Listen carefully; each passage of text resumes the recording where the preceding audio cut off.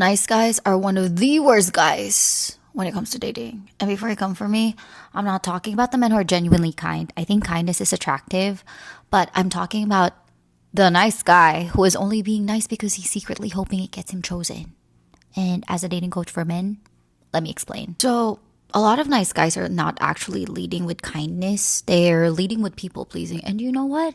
People pleasing is a form of manipulation because you expect people to like you back. Because instead of being honest about what you want and instead of being direct, instead of actually making a move, you're doing favors, overly accommodating, agreeing with everything she says, and trying to become so useful that she eventually feels bad enough to like you back. And the worst part? Some men don't even realize they're doing this, but women can feel it. Women can feel the difference between a man who is kind because that's who he is versus a man who's being nice because he wants something from us. Ugh, ick. That's where it starts to feel creepy, right? Because now your kindness does not feel clean. It feels like pressure. And it feels like there is some sort of an invisible contract we never agreed to. Like, I did this all for you, so now you owe me your attention, your attraction, your affection, and your time. And that is not attractive. That does not make us feel safe.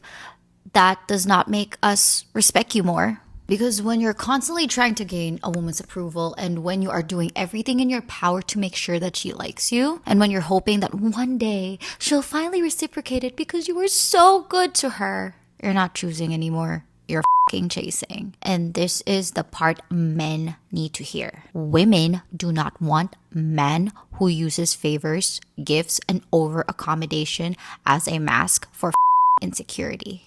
We want a man who can be kind and still have a backbone. A man who can be generous without secretly expecting something back. A man who can say whatever he wants without trying to guilt a woman into choosing him. Because the real question is, how are we supposed to trust you as a man if you don't even trust yourself enough to be direct? How are we supposed to respect your masculine presence if you abandon yourself just to get approval? So the goal is to not stop being kind.